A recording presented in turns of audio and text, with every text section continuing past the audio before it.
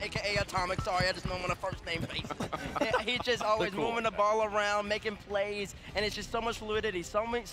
Reagan calls it simple, but it's not simple. Don't move that ball around and rock that well. No other team does it. It's not simple. So It's challenge, there it is. There it is. It was a wonderful, sophisticated, elegant gameplay. We will see them play in the grand finals. Who's going to play against them, though? Let's take a look. Why is it so bracket. bro? As we have it now, only 2 matches left. G2. I got mine. Shut up. Finals, waiting the results. Why are you so Next annoying? match. Team BDS taking Is that on Fury possible? out here. Europe versus Brazil for the World Champion Grand Final spot. You can even say France against Brazil, right? I mean, It's true. That's true. Absolutely. It is all that way.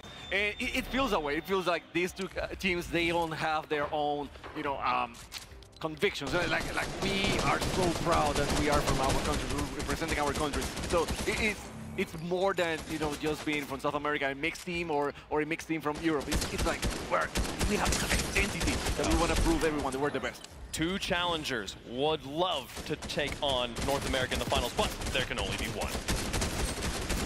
3 regions remain.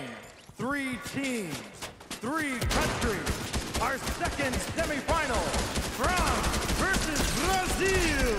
It is Team BDS and Furia!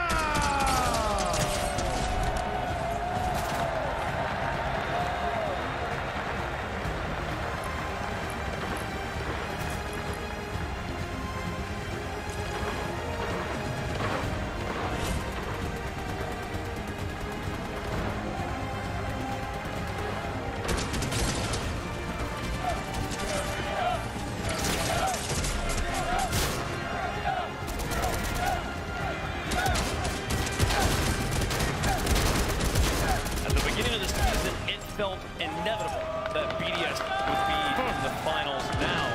They have arguably their fiercest, most difficult match of Rocket League they have played in their lives ahead of them just to earn the chance to face G2. When we see the matchup graphic, seeing all French flags and all Brazilian flags, I feel like I'm at a World Cup. So this really means that we're at a truly world international event, the World Championship. BDS trying to legitimize their All-CS X run, their fall major victory versus the best team from Sam, the Brazilians. And these teams don't have that much of history. They haven't met each other that many times. So we are truly in a unique situation where we're having one of the best teams in Europe. They might want to say they're the best against the definitely best in South America. And see BDS here, you see Extra lining up the middle. You already saw Monkey Moon, he was holding down the back line. Every single time K-Corp made a move, Monkey Moon was always there. And Extra, he's just an extra player. He's filling in all the gaps. He's making sure that Seiko has the ability to go up front, and Monkey Moon has the ability to be confident on the goal line to stop all attacks in Seiko. So far, so good. I know Gibbs is on the table right now, but if he was, he'd be saying he's the offense MVP. He's the MVP of the event so far, and that's why BDS is gonna make the run, because he's playing an endpoint fashion. He's just driving every single time, non-stop, nothing but speed, kind of like my boy Ahmed to my left. Ahmed, in your experience, who is the best player on BDS? صراحة Monkey Moon. I understood that one there. Monkey Moon, the rookie of the year, one of the best players in the world last season, but on the other side, they're winning the heart of the arena here, Smako. You have to love it. People are falling for these guys. And why not? Yanks, we saw it on the last match. He made all 3 goals.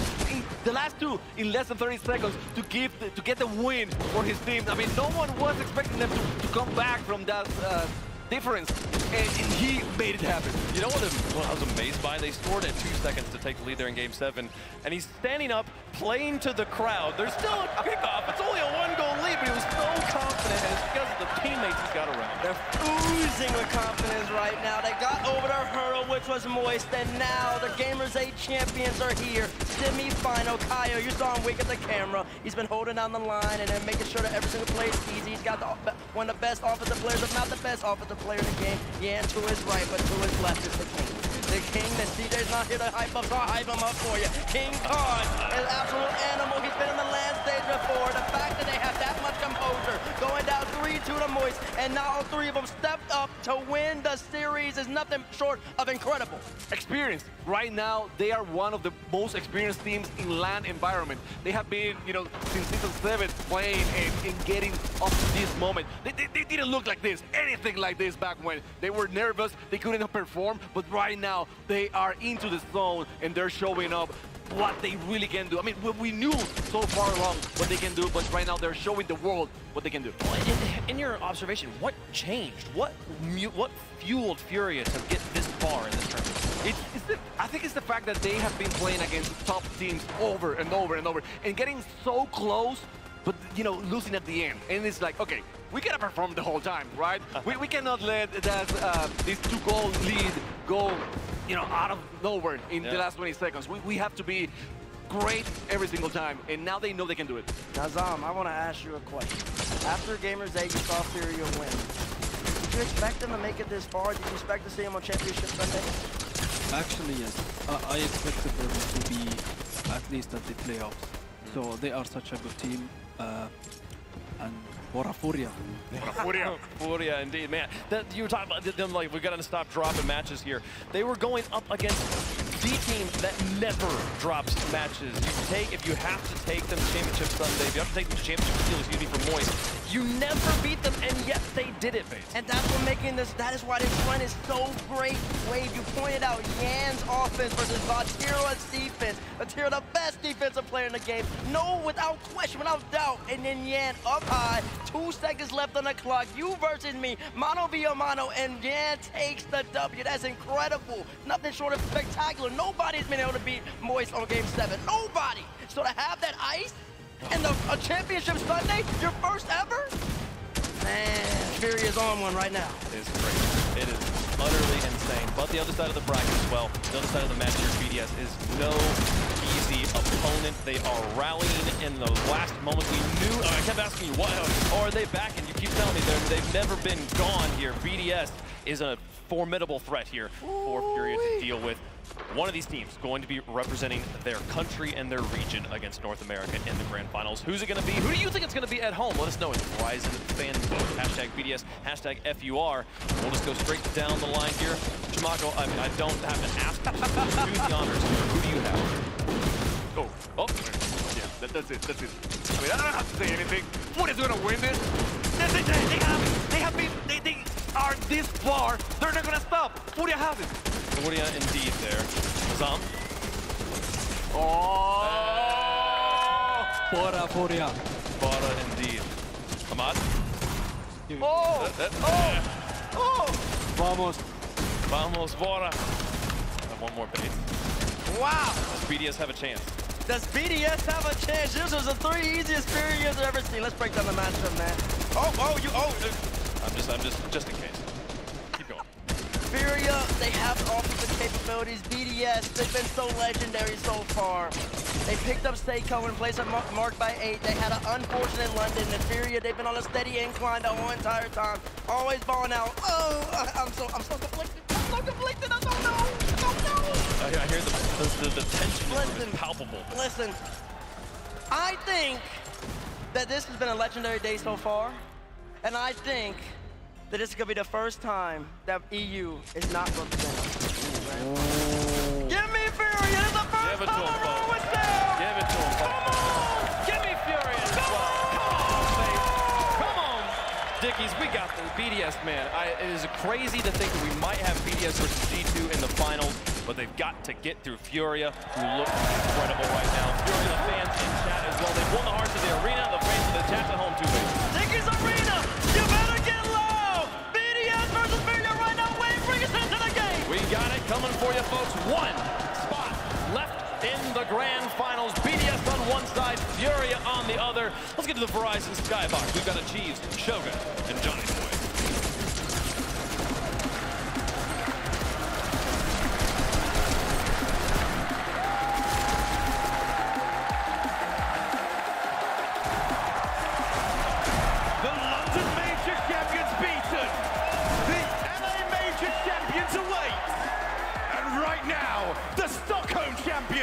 Right in front of them. The script has been written, but BDS will happily rip it up and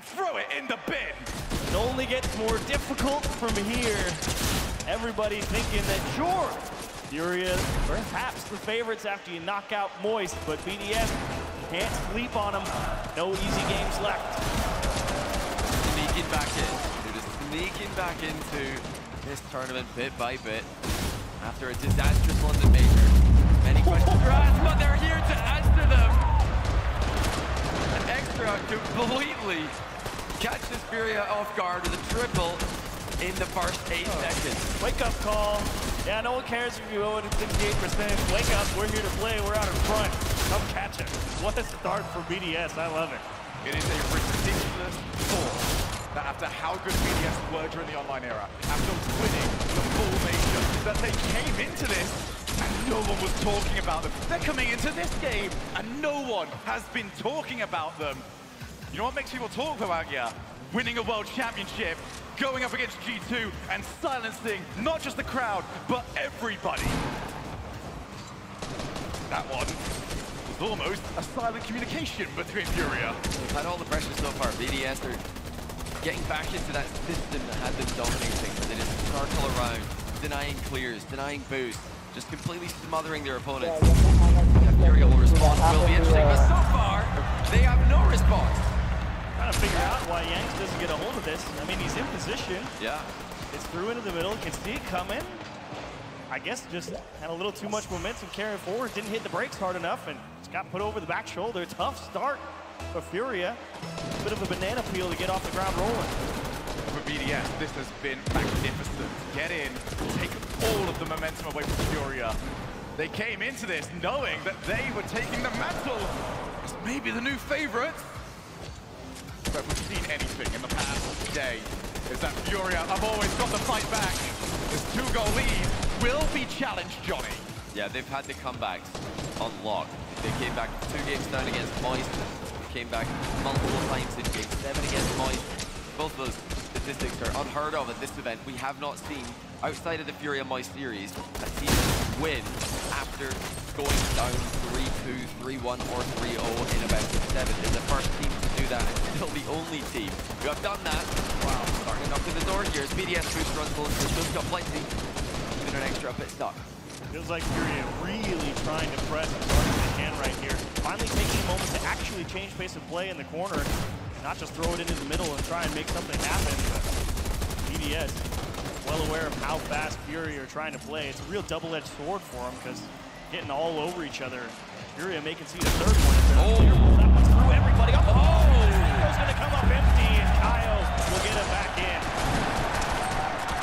Challenge, I said they would. Challenge is what they will do. Lead cut in half. 3 minutes to work with for Furia. Now the kickoff. Will BDS play this safe? No, they've actually lost it. Yan takes over with Kaio, starting to join him. He looks at Kaio, double commit. But fortunately, BDS, they get there first. Done well there. That's a much better sign defensively for BDS. It was a complete blunder from Extra that allowed the goal from Furia there. It looks like they're going to go back into that midfield rotation, which is so solid. Double on target with the reset. Way to regain Extra. Huge recovery from Extra. Great bump from Stinko as well, taking away the recovery option from Furia on the backboard and making sure to get that all the way to the right side. Stack directed. He didn't even need a reset. He just had the angle perfectly unlocked. It's the old BDS that has shown up in this arena, the one that made everything look effortless. They were winning tournaments during the entirety of the online era easily. It became simple for them in a region that has been impossible to predict easily ever since Dignitas left the scene from being that top team. But BDS took that mantle. Now looking to take the mantle of world champions. And we might get the final that many people predicted last time around. Oh my! Post! Not in! Oh, what a big miss from Kaio, completely open. It was definitely a little bit awkward there, but he should be hitting the target with that redirect. And the way Furia's been playing, you'd expect him to hit the target with that redirect as well. Off the wall, card. Looking for a way out. Over to Kaio. Very first touch. An Extra that has made that stage his home over the past day. Monkey Moon, saved by Kaio. Keeps Furia in it, at least for now. Now Stake off the backboard. Furia are in survival mode. In a game that they need to be fighting pressure from. Card ends up leaving it. Back to Kaio. Card will chase up in the midfield. He's going to have to go by himself. There's nobody left or right of him. So, re-controlled. BDS are icing this game.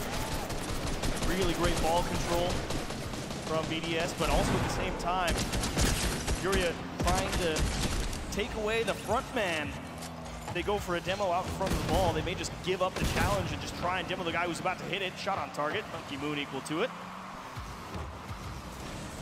And Furia struggling to find any kind of gap at the moment. Yeah, they look a bit flat here, Furia. BDS definitely hit them hard, hit them early. Some big mechanical plays in offense. No response as of yet by the South American team. They've definitely got plenty of levels to go to. Okay. Play, that's backboard. It's available, and this time it is in the back of the net. Huge passing play from Furia. Card, way to not think too hard about it. Don't try and beat extra to the net. Just make sure it gets back into the middle. Nice and easy.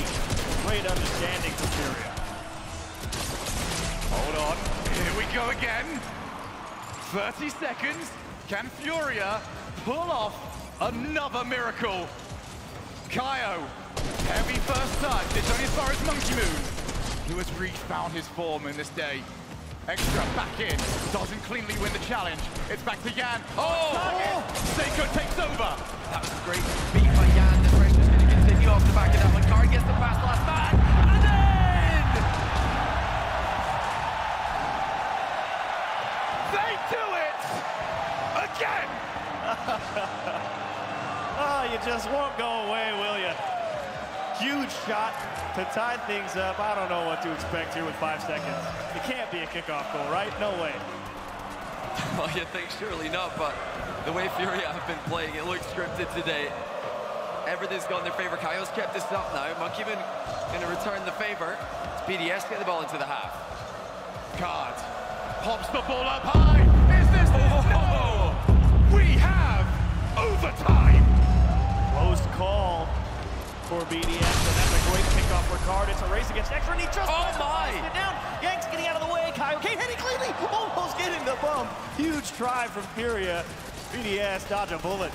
The speed from Furia has definitely elevated. They're starting to completely beat BDS to the ball, especially Yan in that final third. He's flying in from awkward angles. BDS have no counter. Now BDS's turn to try and put the press forward. Card. Look at the positioning of Furia. They believe Monkey Moon had to believe he'd be first. Now it's a scramble back. Card plays it to his own corner. Okay. Extra whips the ball around. Here comes the next one, but Extra on his way back. Team BDS now up against it. This is where Furia have got to be careful. They're definitely pressing here. They can sense blood in the water. They're really trying to press for that goal while they've got momentum. Almost left themselves open for the counter moments ago. Kaio up against Extra, not a position that you want to find yourself in. Extra tends the windows, now Seiko transitions. Yan up against it, but Monkey to stop! Still BDS piling on the pressure. Yan now with the breakaway. Great demo on the recovery by BDS. Again, stopping that pressure players. Hold on, long shot looks pretty good. Yan's there for it. Monkey Moon off the backboard, can't get rid. Only as far as Seiko. Monkey Moon leaves it for Extra. This is still BDS's opportunity. Back to the side. Kaio will look to try and transition away. Oh, big chance as well. Yanks is waiting. Oh, my. They realize there's that bump, and Seiko knows he's got to cover the distance, and now you got to buy a lot of time here if you're Card. BDS bearing down on you. Oh, they missed. Oh, everyone missed this. And Team BDS are going to try and place defensively. Seiko saw the chance, but he knows he can't dive in and not score it. That would have been furious afterwards. Now, it goes to Austin. Kaio leaves it out. Monkey Moon off the backboard. Yan calms it down, only temporarily. Brave Dickie's Arena. We're going again. Both teams look like a solid triple threat at the moment. Ever since Gamers Day and Furia have been on fire with all of their players. And it's Extra from BDS who's elevated, helping out Seiko and Monkey Moon with the heavy lifting. If this game one is any indication of what this series is going to have in store, we might be in for another worldie. Gotta love BDS's clear game at the moment in this overtime. Seiko wants it himself.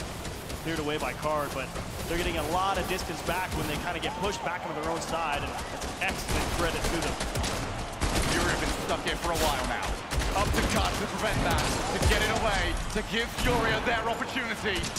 Monkey Moon back in field. That's only as far as Kaio. Can't get a second touch.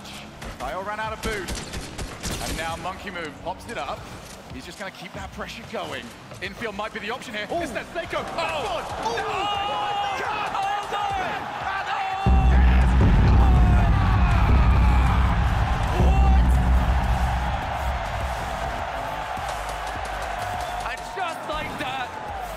Come back and win game one.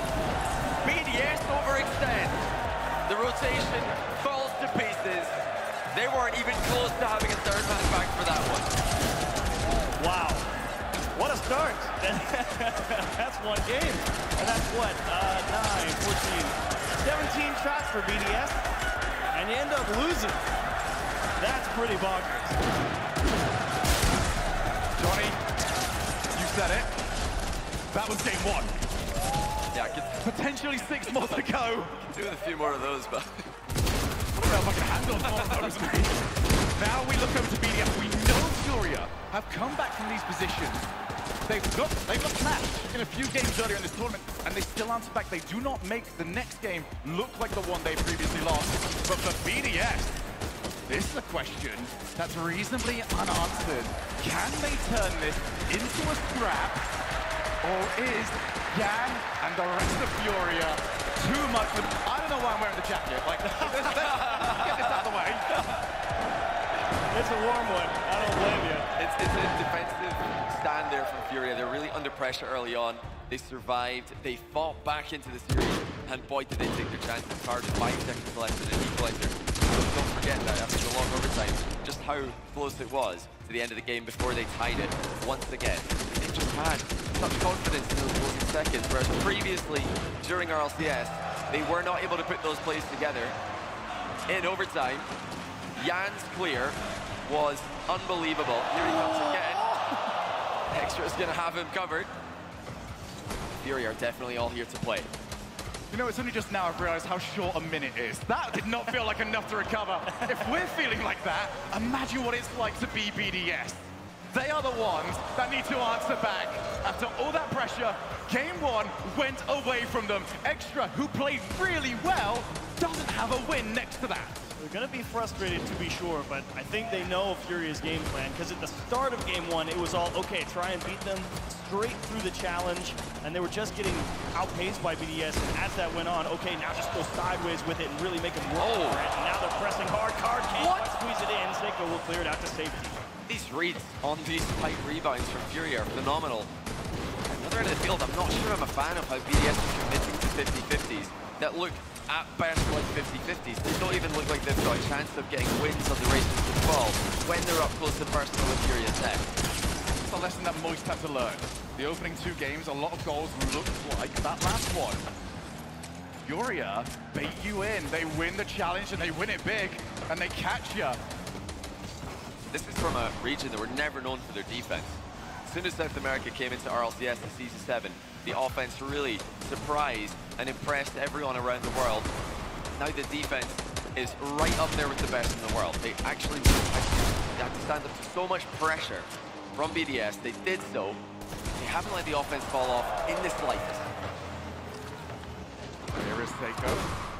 Didn't do too much with it. Instead, it's Monkey Moon, who knows he has to play early because Card, if he stays still, will definitely wipe him off the field. They have been getting quite physical. They are trying to open space. Great save from Extra on the net, but that's definitely been the Furia game plan. Try and remove somebody, open up a gap somewhere, make him work extra. Well, it's very difficult, isn't it? Where you learn how you're supposed to play. Oh, wait a minute, Card! Oh! What a fake. And I think Seiko's posture says it all there. He leans back, puts his hand to his head. They are just getting outplayed at the moment. They do not have an answer, and it's not the Yan 1v3 that we saw back in the London Major. We know that they need to all show up like they did at Gamers 8 if they're going to go the distance here, if they're going to beat BDS. But that is exactly what's happening. Card strikes again. It's funny you say that. You kind of just shake your head and say you don't have an answer, because that's exactly what NRG looked like when they played BDS.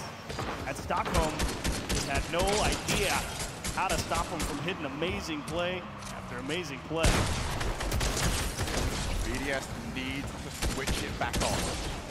Game one, the first half of it was clean. It was a BDS game. Now they might get a way back into it, but Monkey Moon a little bit too far back. You compare the way the two teams are reading their teammates. BDS not on the same page there. Meanwhile, Furia, perfect predictions, perfect communication in attack. They're trying to downward double. It is defended by Furia. Hard somehow up in the air near the ball here. These positions, even though Furia are low on boost, they seem to be playing exceptionally well. Oh, there's a shot. Kaio keeps it out. That's a good point that you make as well, because Team BDS, it was a late season roster move that they went for. It was. They put a lot on the idea that they could figure it out incredibly quickly, because when Sega was brought over, it was a, you either win World Championship or this is a bust sort of move. Furia wanted to be a bust. They want their spot in the grand final achieved. Absolutely. But BDS definitely in a pretty decent position here, especially with 2 challenges over the top. Extra, you just got to beat one guy to make something happen. Talking about veterans a lot this weekend. One's already in the final. In fact, 2 with Chicago definitely reaching veteran status these days. How about Card and Kaio as well? So many lands for Card. He's made every single international land that Brazil have been part of. Kaio, he's put the Great One in his name, and he is literally the Great One. He's the first player from his region to put his country on the map. Still going to this day, and it's not a player. He's not a player who's hanging on to relevancy. He is fighting mechanically with everybody that they get put up against. Oh, that's awkward, but for everybody except Yan. Yan just takes control of the ball, shrugs his shoulders, and takes it to the opposite side of the field. Extra now, 30 seconds for Team BDS to put something together. Powers the ball. That might have caught them out. Maybe not then. Furia still ice cold off the backboard. Furia have just got everybody back at the moment. Daring BDS. Come on, see if you can beat us. And BDS have not been able to do so. Unlike Game 1, BDS have to overcommit here. There's no other option. They've just got to go for it. They've failed to score for the entirety of game number 2 up until now. Off the backboard. Kaio wants to see the ball to the floor. Furia on the verge of 2 games up. But Extra now with it. Monkey Moon behind him. Seiko on the chase. Monkey Moon, he's going to have to watch that one go skying over the top of him. Extra pops it up for Monkey Moon. Keeps it alive. Yeah, BDS did a great job keeping it up, but it's so difficult to make progress. Now they've got some, but Jan's there. Drops it down, it's bounced upwards though. Still, Furious ball. Jan's looking for the ground, and that's so smart by Card. He knew BDS were going to get there. He doesn't let them, and he takes Furia into a 2-0 lead. They came back in Game 1. They led throughout in Game 2. Much closer contest in Game 2 in terms of overall pressure. Shot opportunities much more at a premium, but at the same time, it really was a battle of catch the long clear, make sure you don't make a mistake. And it really was just a single outplay from Fury as the difference maker there in Game 2. In all these sports series, Johnny, there's a moment that you look back and say, that was the moment. Yeah. And for a lot of time, it comes late in a series. Yeah. Did this come early? Oh, I think Maybe so. in Game 1, did BDS get broken at that moment? We will find out. BDS, they've got the glue out. They're going to try and fix whatever it is. Timeout has been called. That's not something we expected. Like you mentioned, that moment, 5 seconds to go in game number 1. Card had to 1v2 BDS in a massive pressure situation. He didn't really have immediate backup there. He had to go himself, but he just calmly passed to himself off that back wall to land the shot true and on target. Now, if Furia can continue to play like this, BDS are going to need to ascend to form we have not seen from them on a LAN setting. They've been brilliant online. They've been dominant online. On a LAN setting, even at this tournament. I think we've yet to see them take it to a world contender who are also on Fortnite. 4-0 B1. That was definitely an off day for V1. I didn't see a lot of beast mode in that series. We're seeing a lot of Card. We're seeing a lot of Kaio. We're seeing a lot of Yan. All 3 of them are showing up big here. And of course, we've got the fourth man as well. Crowd heavily in favor of Fury. It's awesome to see in North America going for their fellow Americans on the other side of the hemisphere. Want the opportunity. They're playing for it. You spelled it out earlier in the series, Johnny, and then again right there, you said you've seen a lot of Card, you've seen a lot of Kaio, you've seen a lot of things. In all three of them. Yeah. And you mentioned it after that first game. The follow-up read from absolutely on the money.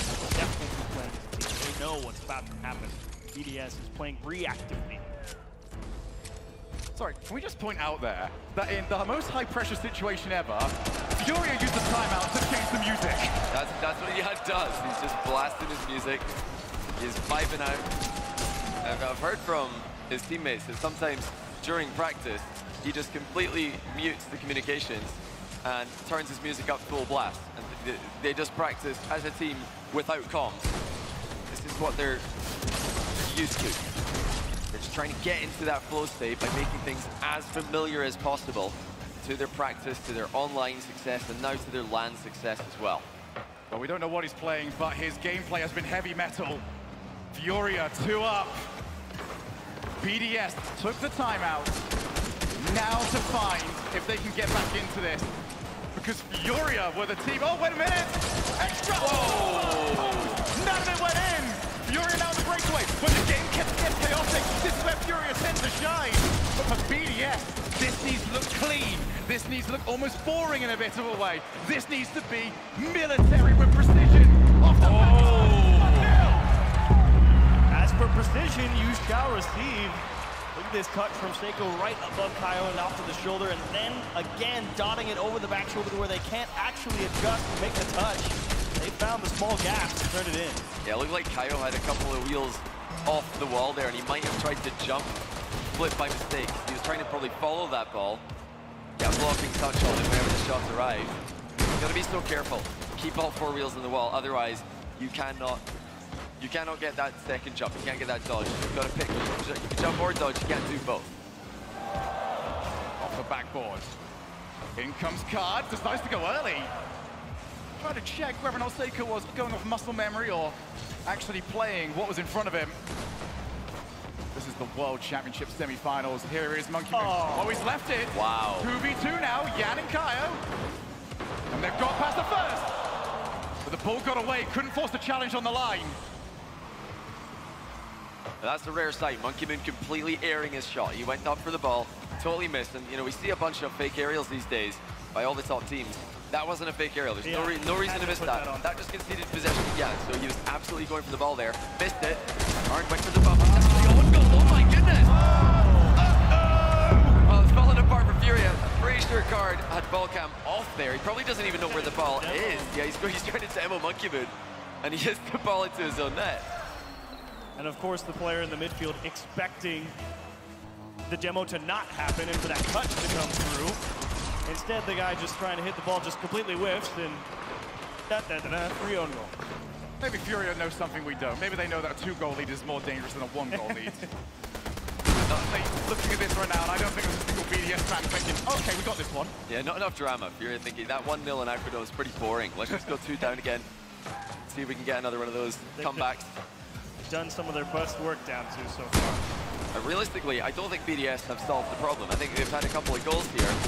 You know, one of them, fair enough, BDS pressured well. The other one, bit of a random goal that Furia didn't really have much to play in. Now Seiko, that's much better. Well, with authority this time. Double taps in the third. Authority is the right word. Card asked to come up with another tough clear over the shoulder off the backboard. Finally coming up empty, and Seiko more than happy to collect on that one. That very likely this good bomb. No, they're in time. We'll make game 3 quite likely out of reach, even with 2 minutes on the clock. I mean, you're braver than I am, Richie. I am. BDS, this is a comfortable lead. Now you can say, okay, we're in good shape. And if you get this one stolen away from you, well, might as well just hand them the spot in the grand final. BDS, and I'm going to say this despite knowing what happened in game 1, this is where they are supposed to do their best work. In theory, they are a brilliant team at slowing the game down and getting their best positioning going and just capitalizing because you're the one that has to overcommit, you're the one that has to overextend, and they are the best team out there at knowing exactly that, which makes that previous game all the more baffling. That's what they were so good at for so long during the entirety of the season. I mean, they played from ahead so often, got so comfortable controlling a game, buying time, forcing people to make the perfect play to hey. turn in 4. Well, you know, earlier I said I don't think they solved the problem at 2-0. But this is really getting impressive now for BDS. Extra down to Monkey Moon. Gorgeous approach in the back post, impossible to react to from Furia's POV. BDS put 4 in. Now the first 2 are a bit messy. Second 2, clean as you like. Oh, Monkey Moon, number 5. Furia, they might have the ice, but BDS are turning up the heat. 5-0. This one is done. That's just an aggressive kickoff as well. Monkey Moon not shy about shoving there. Oh, you know me, I love to criticize aggressive kickoffs, but when you're down 4-0, I think fair enough. You know, you've got to try something risky. There's not really a lot going in offense for Furia this game. They've had a few half chances. And they've, you know, just got to try and keep playing their game. I don't think there's any real adjustment needed for Furia here. He got away from it early. Yeah, this one really did just run away from them, and I think they're just going to go next. Just play the same again. Maybe try and get a consolation goal. Back to momentum going into game 4. BDS though, on the board and not a moment too late. The question I'm going to pose to Chiefs first and then to you, Johnny. Given what we've seen, usually we see a game like this and say, this changes everything. Given what we've seen from Furia, as there's number 6. Wow. Gives me a little bit more time to get some answers from you. Does this worry you at all from Furia, or are they very much a go next? Last game doesn't matter. Yeah, Johnny said it, go next, especially when you get blown out 6-0. I mean, you're thinking, okay, 0-2, 3 minutes on the clock, you can definitely try and make something happen, then you can see it again, and then you just know you have to press even harder. And BDS is a team that's always been able to find a gap if you're just pressing too hard, trying to make something happen against them. That I think they're not too surprised. Oh, wow. Another 3 find their way through, as that would have been quite the goal for number 7. But I don't think Furia raised this one too high. Man, what a save from Kyle. Yeah, you don't want to concede a 7th here. Then it suddenly becomes meme-worthy. But yeah, I don't think Furia have anything to worry about with the scoreline being this high. One thing that they perhaps do have to worry about is that BDS are starting to get outplays on them. And in game number 2, and especially the end of game number 1, it was Furia completely beating BDS to the ball. This time we saw some clean out plays by BDS. Furia unable to force those 50-50s, which had BDS overextending. Timeout buff still exists.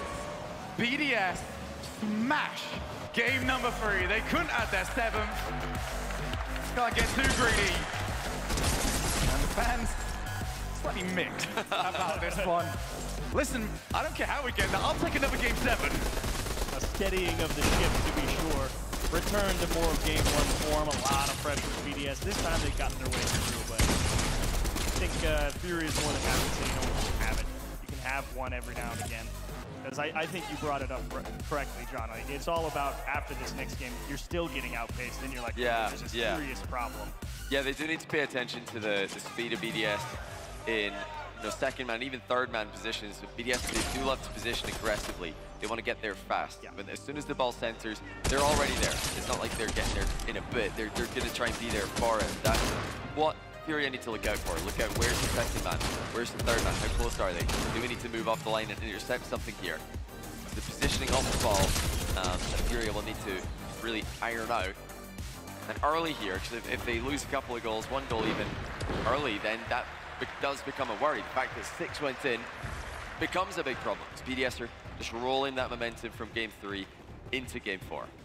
This technically means Furia got 2 timeouts, because that game was done very early. Had enough time to start talking through what they thought was going wrong. For BDS, what a way to answer back. If they get into this game and score the first goal, oh my goodness, do you start to worry. Yeah, that's the key, is the first goal, and already BDS have a shot, which Yan will handle pretty easily. But 1 more goal for BDS. Panic stations for Furia. If 1 more goal for Furia, suddenly that 6-0 is not really looking all that bothersome. And Furia really trying to move the ball left and right across the pitch, as finally are just going to fling one down the middle, see what happens. Might go the whole way. Whoa! Monkey Moon had to be so aware of that one. Just don't expect him to get the outplay on everybody like that. Now Card Beautiful. has to get the ball into the corner. He keeps over-delivering. As Extra looks to deliver a glorious opportunity for Monkey Moon. Look away, but look at the pressure BDS are putting on. And this is reminiscent of a Season 7 moment where we had the Prince of South America, foot resetting in his own defensive corner, wowing the world with the brave mechanics, and now it's just another day at the office for Furia. They're flip resetting wherever they want and making it work. Nice touch from BDS. The outpoint side field here. Didn't catch Seiko. Boost did get grabbed there by Seiko as well. Great shutdown on the counter attack. Isles still sticking around here. Big block. Jan's jumped early here to try and make Monkey Moon